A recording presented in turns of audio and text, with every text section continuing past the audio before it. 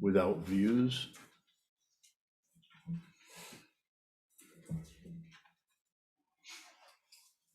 So first of all, what is a view?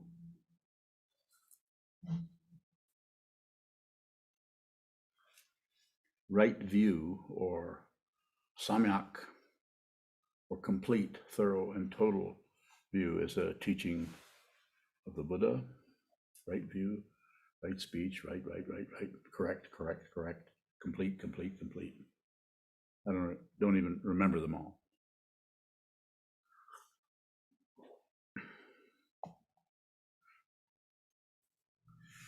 However, a complete, or samyak, thorough view doesn't leave anything out. It sees everything. And a view, to use that idea there, is something you see, something you observe, something you're receiving. Complete.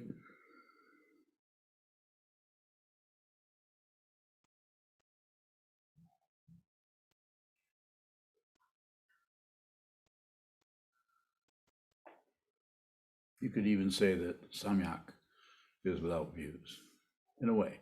Not totally, because that's still path. Without views is more about fruition. You might have to spend a long time, your practice life, looking at the way we have certain views about this and views about that, or opinions, ideas, conceptions, conclusions. And to not have any views may not be exactly to be without views, but to see that any views that you have are makeshift or unreal, or don't have any actual validity to them. They're views. In Heart Sutra, it refers to that as without walls of the mind, mukhe ko. So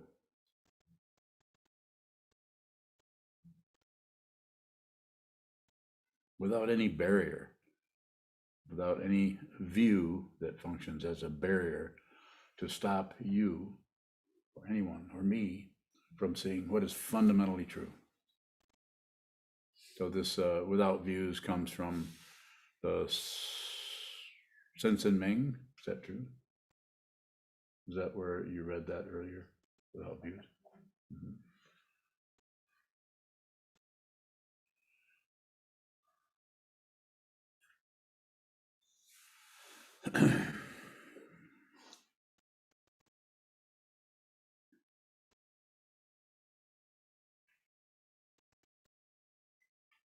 So as I said, you may have to slowly or perhaps speedily see how much you have a view about something, an opinion, an idea, a certain way that you see whatever's arising. You have an idea about what that is. It is difficult. It is difficult as we go along the path to slowly see those views drop away or dissolve, or to function as less of a reference point than they did 6 months ago, 6 years ago. Less to hang on to there, less of a view that we can hang our hat on, or hang our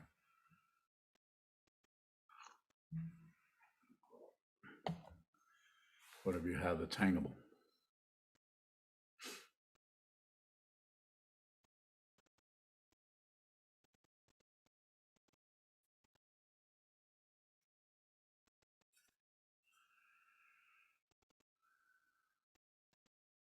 So it doesn't seem to be something that you can just generate or create. I know that, I'll just stop having views. It doesn't seem to be something that you can just eliminate. It seems to be necessary through the practice of meditation. In this situation, the practice of shikantaza.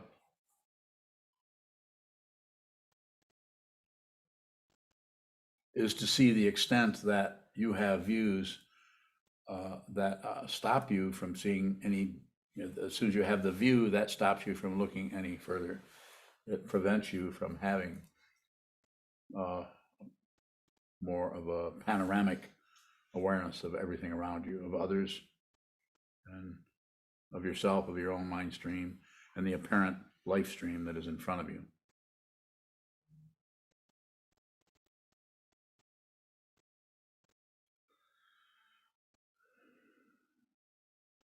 Any questions?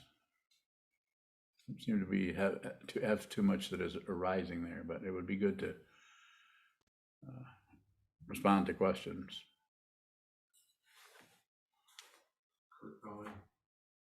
Is there a difference between a view and a belief? A belief is something that you think or you assume or you conclude that is true, but without any particular proof or no substantiation there that makes it something that everybody's going to see it that way. It's just true. Fire is hot. It's not an opinion. But a picture of fire, photograph of fire, doesn't have that temperature aspect to it. So a view can show up in lots of different ways. It could show up as a belief in something, belief, and I have a view that there's a creator. The people who feel that way are quite astonished that there are people who don't particularly have that view or that outlook. They might have the opposite one, which is also a view. Atheist has a view. Even Buddhism can be a view if you feel like this is the only way. Then it becomes a view. It's actually disrespectful to other people's intelligence and their idea to take a stance against anybody's whatever religion, spiritual path, way of functioning, or system of ethics and so on. More? Kurt? Question? Well, Divine, it seems like without views is, like you said, fruition.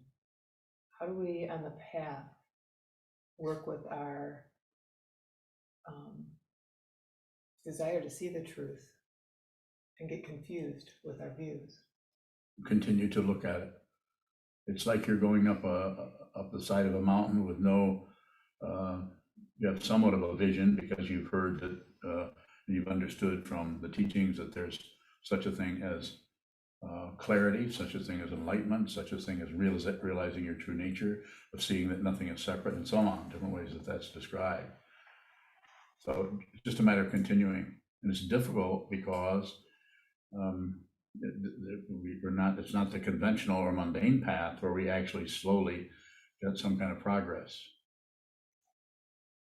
So the whole idea of progress can show up in some ways, but it's not enough. There has to be some kind of intention around seeing what is fundamentally true and not really settling for anything less than that. And also knowing, if you looked at this closely, that you're going to have to, or heard the teachings either from this person or from any Buddhist teacher, that you're going to have to see this yourself. You have to awaken to it yourself. That's why it's called Buddha Dharma, awakened truth. So it's awakened truth. It's not just relative truth of right and wrong. More?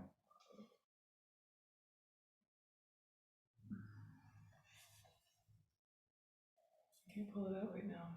So I'm feeling kind of the same way. I came in with that talk title, and I'm seeing that since I don't have any views,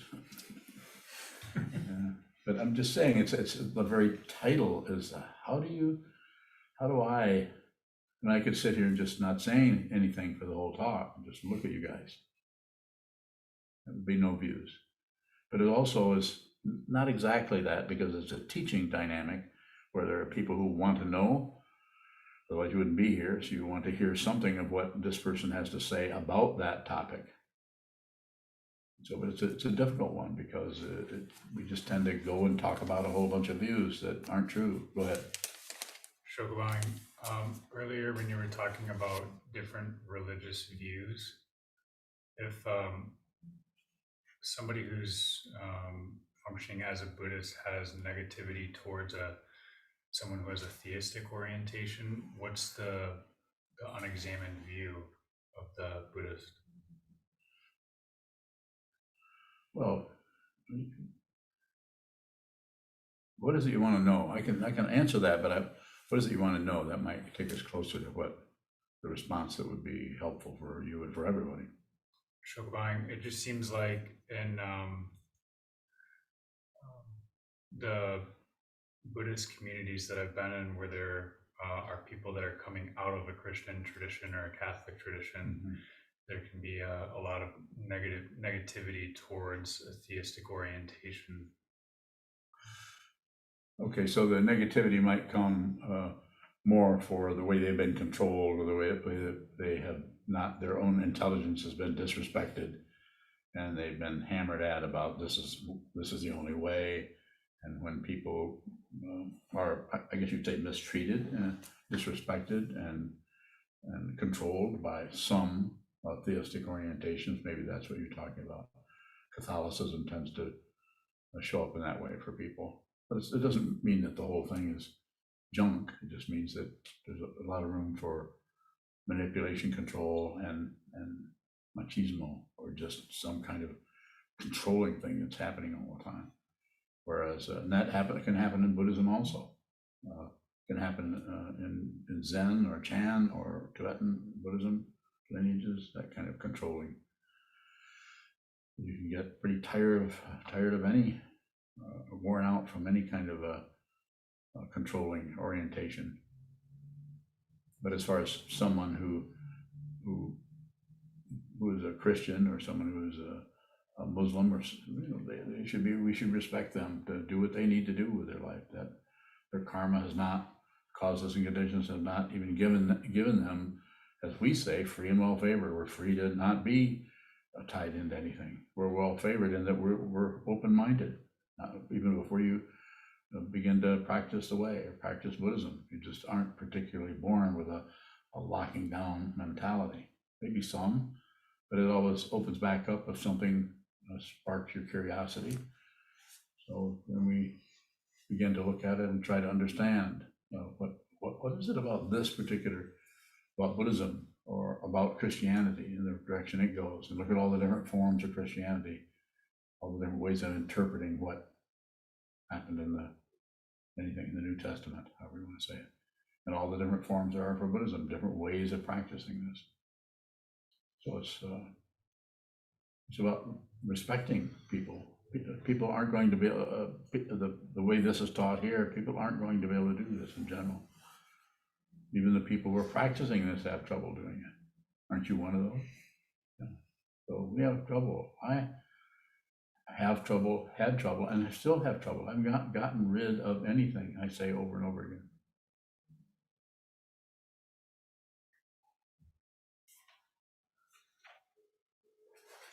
Doji Bowing, is there a way of approaching our views or right view with beginner's mind? What would that look like? Okay, what would views look like that way? Just be aware that you have the view. Be aware that you have some conditioning there that keeps showing. Once this happens, then the conditioning gets triggered, and then you notice that you have some prejudice against something or somebody. Don't have to get rid of it. It's just a view, but to try to get rid of it is another form of view. You have the view that we have to get rid of negativity. So yes. Can we have? Can the views be? How can our views help us? Can they take us along the path, or are they always negative? They can the view that you need to practice. So there's not many views that don't get in the way, but the view that you're going to have to train your mind. I say it over and over again. I'm not saying that you couldn't realize your true nature or be fundamentally happy forever in some other way that I don't know about. But the way it looks, from having practiced this for a while, it looks like each one of us are going to have to look at the nature of our mind ourselves using shikantaza, simple practice of meditation. I've done other practices pretty intensively. I think they could be valuable for some people, but what fundamentally has helped me is meditation that I call not much. Not even shamatha, not even returning to the breath, but I had to see that myself, and I had to practice that for a long time. I wasn't told to not do that or to do something else. So it's, even though I was having that view myself with students that I had, say, 20 years ago in the Shambhala organization, I still taught it pretty much the same way that I was taught. Occasionally I'd meet somebody that I might talk to them a little bit more about how to practice Shikantaza. There's not much, very little stability happening there. Whereas shamatha practice, follow the breath, when thoughts arise, label thinking, return to the breath. You actually have a structure there, or a view of how to do this. Just like Shikantaza is a view of how to do this. Yet, how do you describe Shikantaza in such a way that it's going to give you much to hang on to? Sit down, hold still, watch. What? Watch what? If it's moving, watch it. And then notice also what you add on, which you watch that too. I think a beginner's mind part that you mentioned just means that every time you sit down, you're kind of returning to square one. Not only kind of, you are returning to square one. There's no meditators build up. This can be very discouraging if you've been practicing for several years and you notice you really don't get better at this. Anybody notice that? No, it's an odd kind of situation. But When your bowing is without view, emptiness, bowing. it's a way of talking about emptiness. No, you're here. You have a smile or a frown. You're here. You're hearing something or you're seeing something. You're here. You're watching your hand move, or you're watching somebody else's hand move, or you're watching your jaw flap or somebody else's jaw flap. But it's empty of any significance beyond that particular thing, and that for someone who has no views, that will suffice. You don't need anything else. You really don't need anything. You don't have any demand on anything. As I sometimes say, and I hope you understand me clearly. If you don't, you should ask me questions about this, but you don't even have the desire to continue living. That doesn't mean that you're nihilistic and you want to die, or you're going to kill yourself, or you wouldn't go to the doctor or take medications. It just means that there's no, because you're always, I hesitate to say it because it's not about being in the present moment. That's a misunderstanding. There is no such thing. Present moment gets its meaning from a past and a future that is imputed. The whole three of them are untrue. So to try to stay in the present moment, or as the book back in the early 70s, what was it? Be Here Now. Was it Ram Dass or someone? Just be here now. No. I would say be there then might work better. Be there then. But which then? Back there or up there?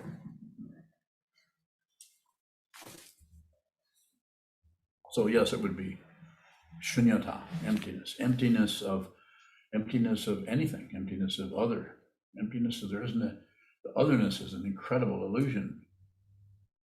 The illusion of self is also an amazing belief that there is someone going somewhere getting, and that illusion continues, and it continues to possibly get even stronger. So it's even more difficult to see that it's an illusion, even though it's incredibly intense. The idea there, when we practice early on, at least my orientation was, I would slowly go along and practice, and I would be less and less and less and less self-centered. But no, sorry, but you begin to see how very, very narcissistic and self-centered you are. Takes a while. First, you have to see how deep and how powerful that illusion is before you can see that it's unreal. And when you do, it doesn't have to go anywhere. You don't have to transcend anything, your ego or anything else. See that it's unreal, and it may get some purchase on what's happening with you, and it may not, but whatever it gets or doesn't get will be dependently arisen, then will be choiceless. You will not have a choice in the matter. Go ahead. June Bowing. I still don't understand what is meant by view. Is it something different than just a thought or opinion? The view that there's a solid world is a view. The view that the idea of an opinion about something, that some people are terrible people and some people are really nice people, is a view. The view of right and wrong, good and evil, sacred and profane, life and death.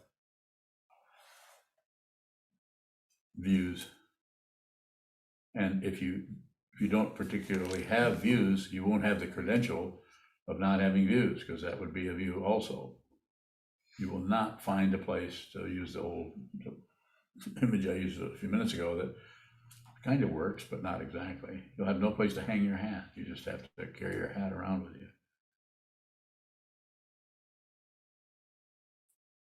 It's for the Mad Hatter. That's what Lewis Carroll came up with that. Go ahead. A question from Isaac. Isaac. What role does concentrating play in shikantaza? It may have some when one first begins practicing. There may be some endeavoring to just concentrate on being still and concentrate on or focusing on the wall in front of you. So there's going to be some of that happening. It's going to show up differently with different people. Some people will spend a lot of time just not actually endeavoring to maintain anything other than just trying to stay there, which is hard enough, but may try to work with the consciousness in a way that there could be some kind of focusing or concentration happening. But it's so different for each person. There's no kind of a blanket statement about everyone. If you have a further question there, Isaac, I'd be happy to address it. A question from School String. Full string. I was trying to identify a point on my body the other day while meditating. I thought I was using my mind to find the point. Am I actually using my body to find a point on the mind? Probably. The body and mind, body and where is it? Somewhere in there. It's not even in there. Mind doesn't have a location. The brain has a location, but the brain is not the mind. The brain is an organ, just like the liver or a Hammond organ. And those, it's an organ. The mind and the body are not two different things. This is the mind. This is the mind. This is the mind. This is the mind. It separates it because of the nature of consciousness finding its own form. It can go anywhere. It can show up on your fingertip, and it can show up in your memory of what happened 30 years ago, if you're over 30. And it can manifest in any way, every way. It's just an astonishing discovery, but you will not see that as long as it is covered up by a discoverer or somebody who's going somewhere.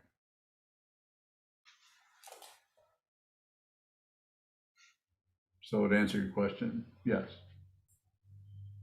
You answer the question? Point on the body. I remember the answer. Yes. Ointment on the body, did you say? Ointment?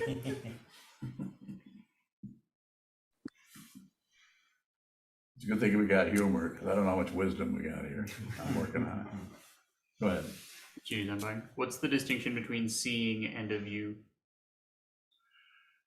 So seeing is to see. It was obvious through your eyes, that kind of, but seeing shows up in all the sense fields. Actually, taste has a sense of seeing or experiencing. So it basically means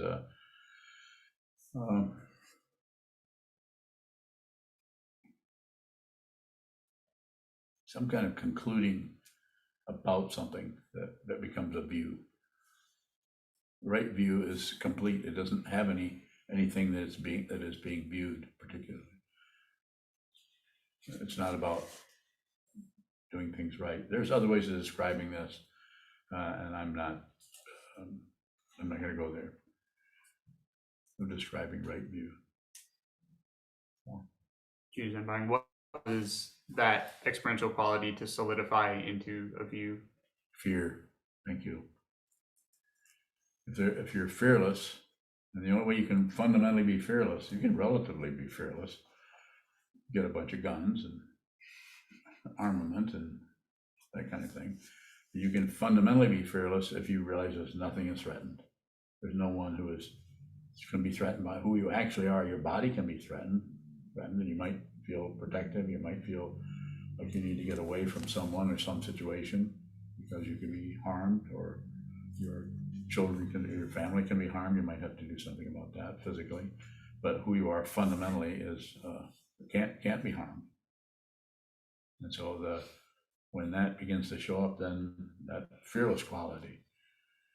And even then, even if fear comes up conditionally, if somehow in your particular mind stream, there's still that rotating around that goes from hope to fear, from hope to fear. Even if that happens, there's no personhood there experiencing that. The experience is experiencing itself. Sometimes this is called self-existing. It just doesn't have even though things are dependently risen, if they're seen fundamentally as they are, they don't have any connection to anything else. So in order to explain relative truth, we need pratitya samutpada. But as far as ultimate truth, there are no separate things. There isn't anything else. There's not even any separations.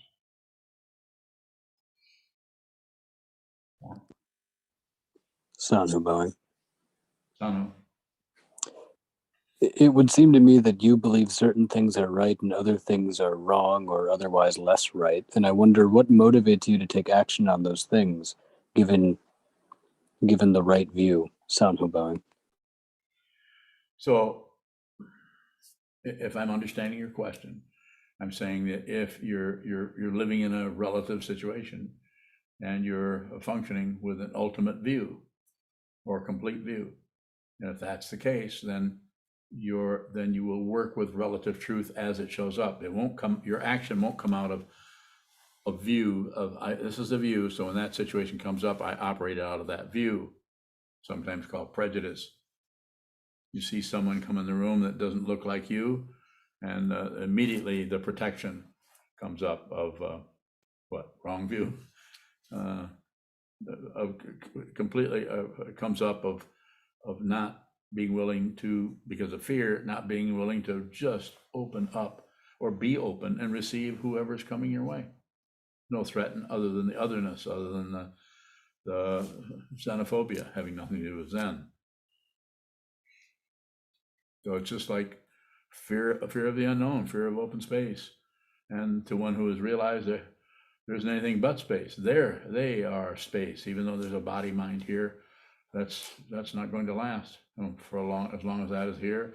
That person will function as a teacher, possibly, or if not that, maybe just a true person of no status at all, no relative status, other than they're still there. They're still taking up space on the planet.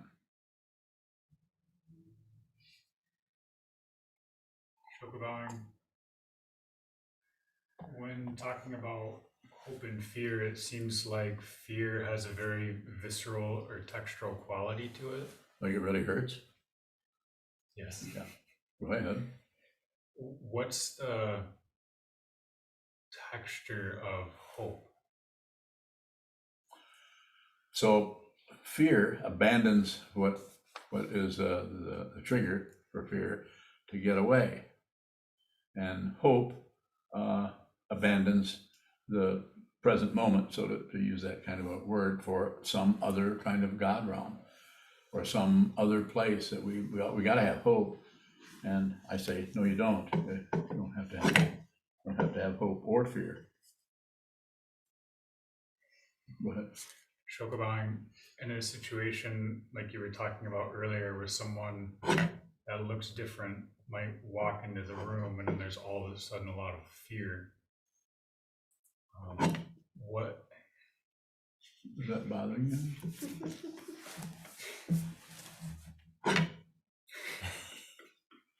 Is it distracting? Finish your question. what's the hope that is being usurped by the fear of someone else's presence? What? Just thinking, The hope's being usurped. You're trying to look for a place you could use that word, like usurp. Oh, no, hope. You're trying to find hope.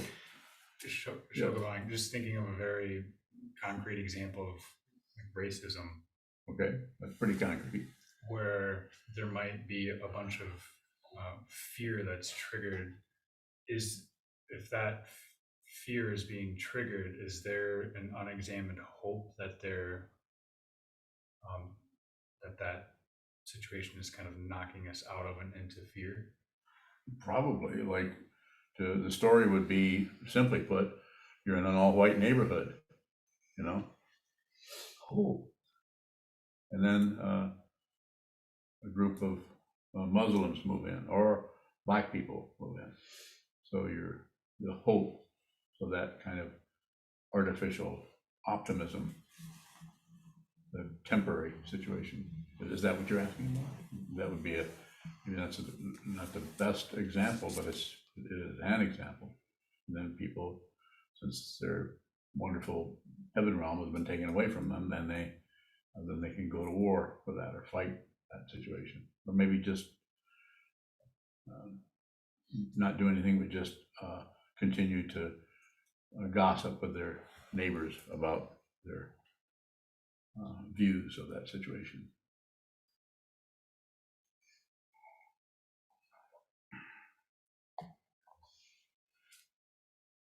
Yes, A question from Naveed in Iran. Naveed. Do views belong to the ego? And does the ego use them to validate itself? Yes, it does. So the idea is to see that the ego, or that part of the consciousness that looks like somebody or personhood, that's the primary misunderstanding, is mistaken identity. So that's what Shikantaza, eventually we begin to see that through the teachings, through the various sutras and the various teachings, things that I say or talks that I give, things that are said by Dogen Zenji in the 13th century in his Shobogenzo, and everywhere else. But the important part is not so much to get rid of the wrong views or get rid of views, but to see that you have views. And then as you do that, you will, depending on where you're at with your awareness practice, and depending on the particular causes and conditions that brought you into this realm of the human beings in the first place, you will eventually see, it takes some time, you'll see that there is no personhood. And then whatever happens is just dependent origination. This caused that, caused that, caused that, and there's no praise, no blame. Can't find the primary cause for anything, even though it may be a terrible thing that's happening. The primary cause is miles away, years away. And it's not even primary, it's just another segment of that long chain of cause and effect, cause and effect, cause and effect. Another question from Spoolstring. Yes. Recently, I don't feel like I calm down when I meditate. I'm okay with it. I know you're just supposed to watch what comes, but I used to find calm more often. I wonder, is my posture off maybe?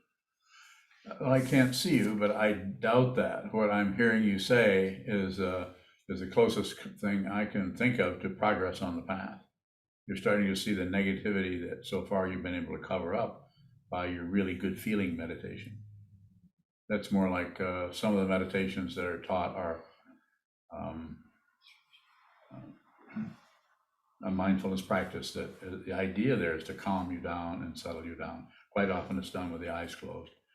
Maybe not always, but no, if you're sitting with eyes open, if you're practicing shikantaza some way, the way I teach it, probably going to get worse.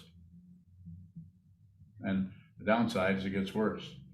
The upside is that you're starting to see what the Buddha was talking about when he said life is suffering, the cause of desire, wanting to not for it not to get worse, causes it to get worse. Suffering is probably not going to recede or go away. It could, because it is situational. But what needs to be seen eventually, hopefully, if hope could be used here, is to see that there is no solid being.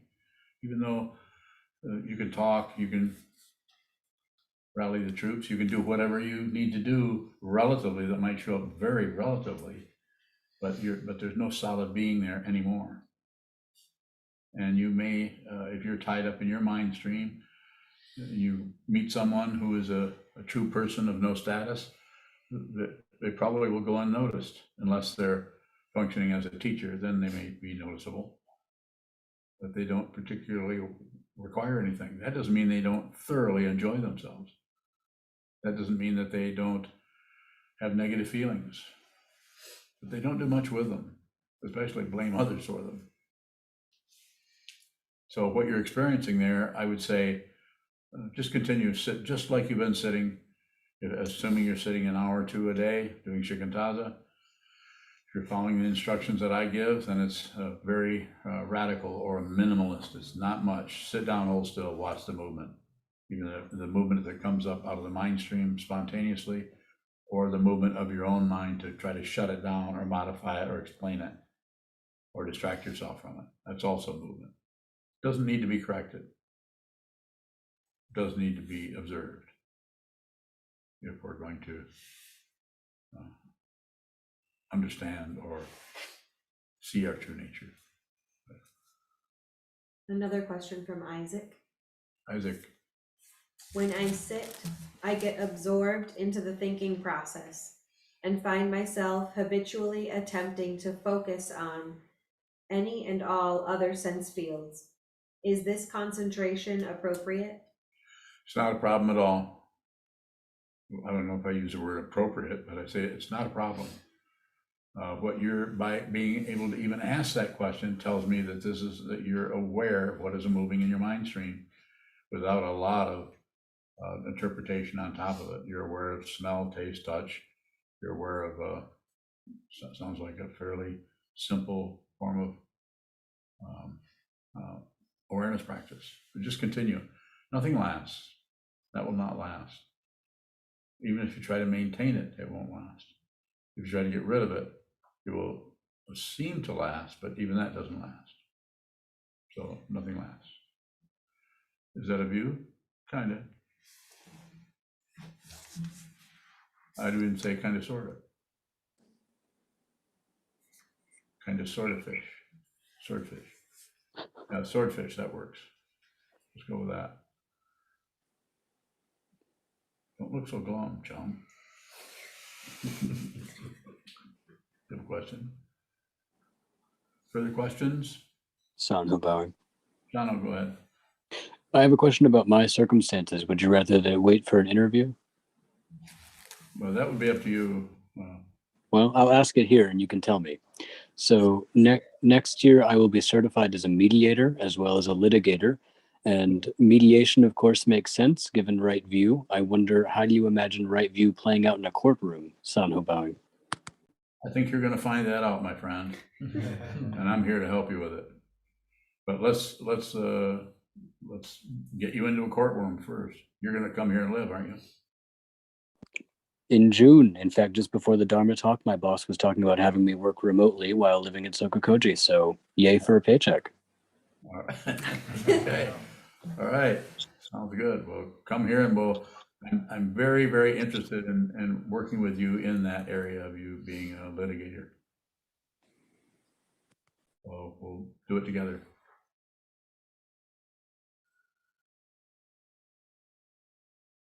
Go ahead, Suzanne. Does without views mean that views no longer arise? Well, they will arise, but you see they're unreal. It's just like the feeling of somebody, something, a self will also arise. It might be crazy. I mean, it might be spinning all around, but you see that it's unreal. So therefore it can't get any, it doesn't have any particular control over anything. I mean, your negative feelings can, will be able to come and go in your mind, dependently risen, but there will be no entity there called a Sokuzan that cares one way or another.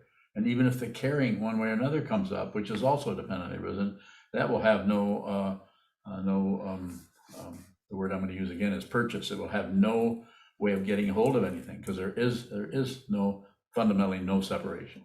It just looks that way. It's just like it looks like a movie or a horror movie is real. There are really zombies. And of course, in your mind, there is that kind of reality, but fundamentally, that's untrue. Why do we use language like without views if the views don't go away? So that we can talk about it. So it's without views. What if it's? We need to say it in some way, and it's like I say, don't add, don't subtract, don't divide. Sit down, hold still, watch what moves. Don't add, don't subtract. But I know you can't help do that because I can't. So I'm assuming you probably can't either. But when you do endeavor not to do anything with what is arising, then you see more clearly how something arises, and you'll begin to notice the addition, that you have a commentary on what just happened. Somebody says, does this or that, instead of just seeing that as the raw material, we immediately start to turn it into lampshades. We just don't leave it as just a raw material of dependent origination. You start to make it into stuff. I'm glad some people do that, otherwise we wouldn't have a Prius. That's a really old Prius, so. More? Well, you're gonna give me is a bow. Further questions? Without views, it's difficult, even difficult to try to use the conceptual language that we have to point to what that is fundamentally. There's a path quality to it, and that is seeing how many views we have and seeing how we continue to, something shows up, instead of just seeing it in its raw form, what it is, instead we immediately call it something, name it something, or have some kind of view about it. So we never get to see its fundamental nature. And what you're missing there is not that it's, how do you say it?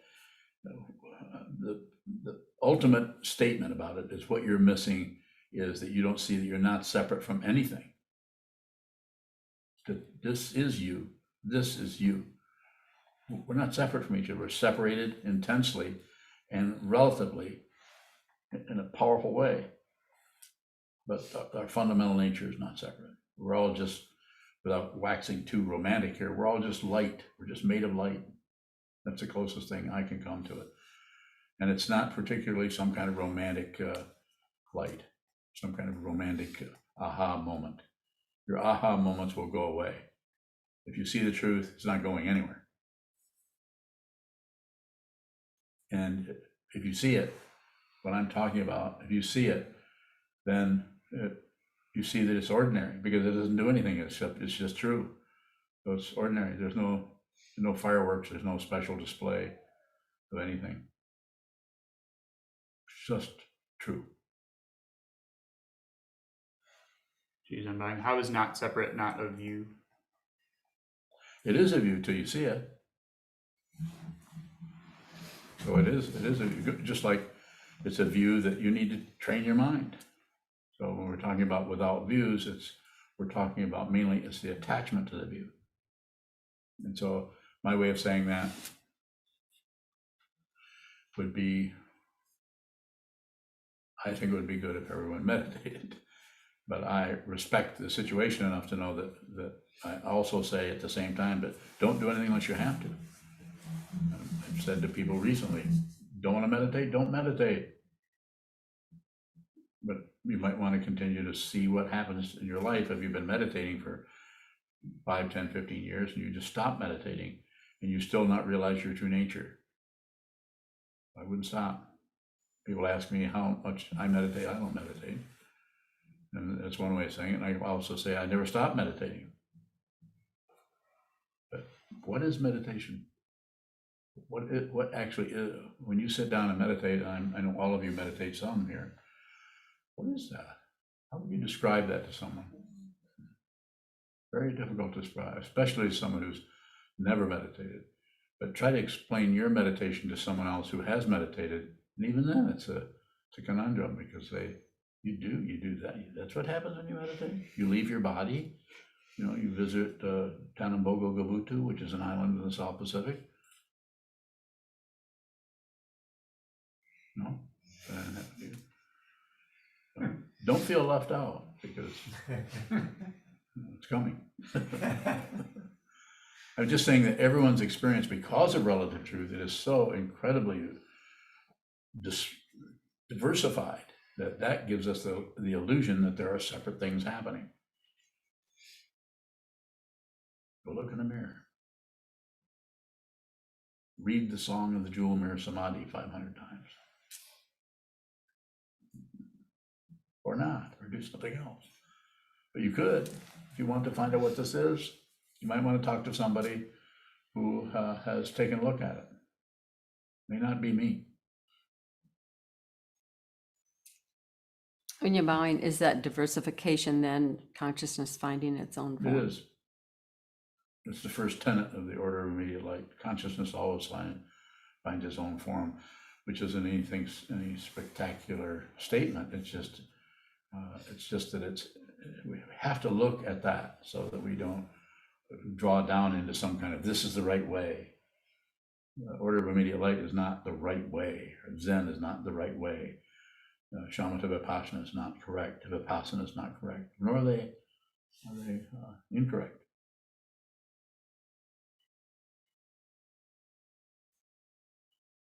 Another question from Spoolstring. Yes. I always seem to revert back to fear and anger when things are going very well. Why does my ego choose this to soothe itself so often? Well, it's a why question, which is always going to be a because.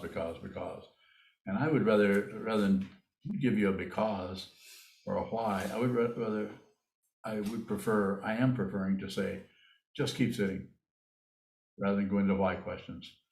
You might, if you want to go into a question, go into a what question. What is this? That's a W word. The other W word is who is this? What is this and who is this? Don't settle for opinions, ideas, or views. See the views, but don't settle on that necessarily and make an assumption that that is the truth. See it yourself.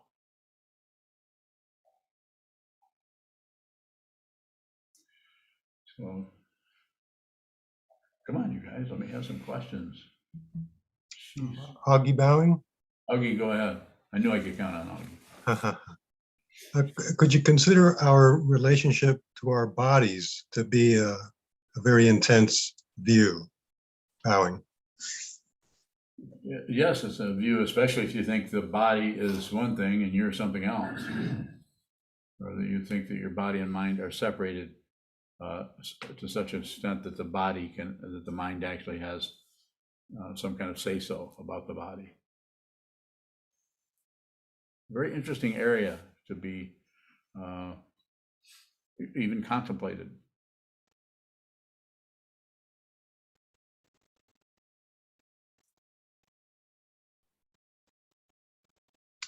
Augie bowing.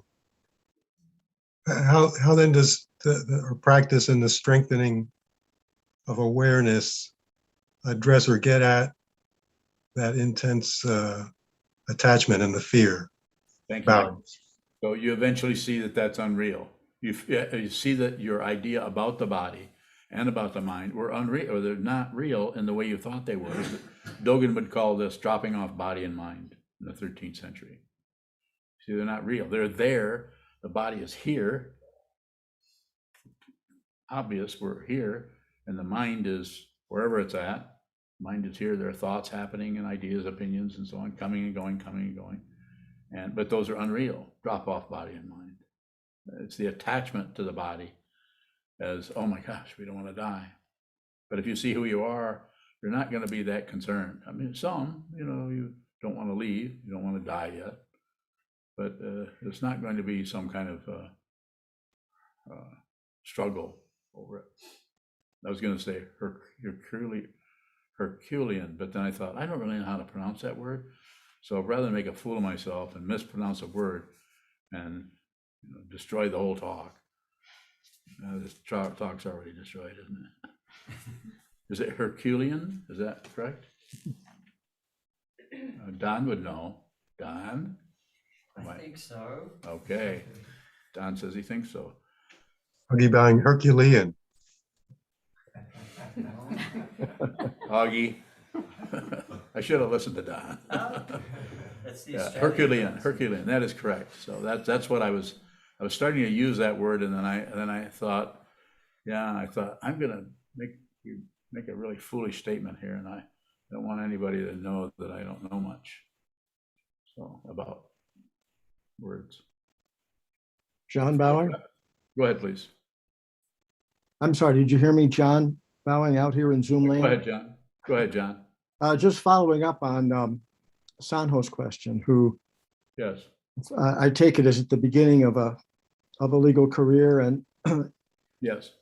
is a litigator. And so my being at the end of that, having litigated for 30 years, it seems to me that there's an inherent conflict between the necessity to have a view in order to represent a client and the understanding or the perception or the seeing of what is fundamentally going on. How is that reconciled? Well, I think with Sanho, it's pretty simple. He's blind. Yeah. Does that strike you as humorous or? No, not particularly. I just don't see the relevance. Oh, okay. Well, I was trying to sidestep your question. Well, I think he will, that's you. I think he will do just fine. Mm-hmm.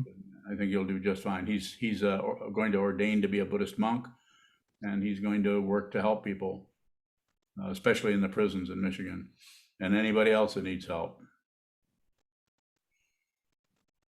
Yeah, that's good. I guess my question maybe was less personally connected to what his vocational future holds, more in terms of view, not having a view. So there's it seems to me a kind of in relative reality, at least, the conflict between the necessity to have a view in order to represent the interests of a client and the fundamental reality of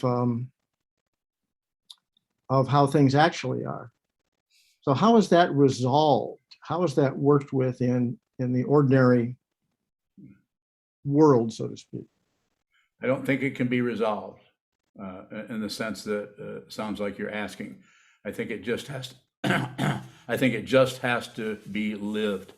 And so therefore, if one is clear, one has some fundamental clarity, then what arises in any kind of a situation, whether it's the courtroom or some kind of litigation going on, I think that one will be able to operate out of how you see it, how that shows up, with less and less views. Maybe not all the views are gone. You should meet when Sanho comes here. You should come and meet him. He would be you'd be able to function as a mentor for him. Oh, I'd like that. That'd be very nice. Very good. What do you think, Sanho? I lit up like a Christmas tree. Yes, I would like to have great. And what he pointed at was exactly what my question was. So I'm glad that we're on the same page about that perceived contrast. Yeah. Yes. Now John's going to handle that a lot different than this old man. So, but you're probably going to need both of us to help you. I can say stuff, and then John can say stuff, and then you can have a good time. Then we'll just have fun with the stuff. Yeah. Yeah. Very good. Thank you. Thank you, sir. Thank you. Thank you very much. And thank you, Sanho. Take a final question here? Someone has it? Don. Bowing. Does seeing the view transmute it into awareness? Bowing? That's a good point. If you see that you hold a view, if you see that you have some prejudice somewhere that is spontaneously or dependently arisen, and you just see that and you don't try to stop it, you see that and you don't try to justify it or validate it or explain why it's there, and you also don't distract yourself into your ideas about that situation, then you're just aware. It's just awareness. Yes. Good one. Very good. Should we close? Okay.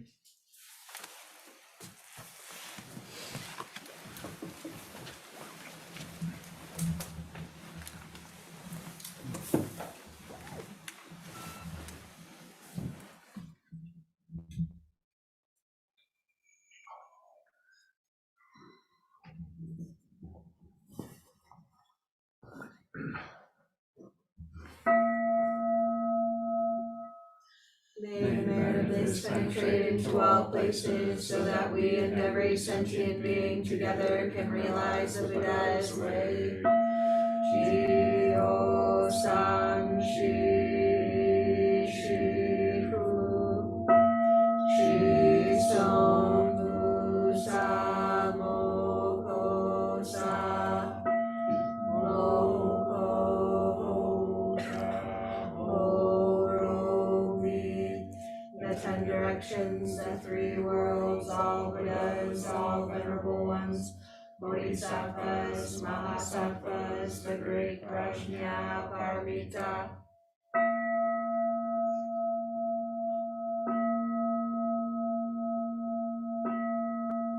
O Buddhas and Bodhisattvas of the 10 directions and the 3 times, please hear us. Please come down out of the light and protect Sokukoji Buddhist Temple Monastery, our Sangha, families, friends, and visitors. Heal everyone who is unhappy, sick, or suffering, and fill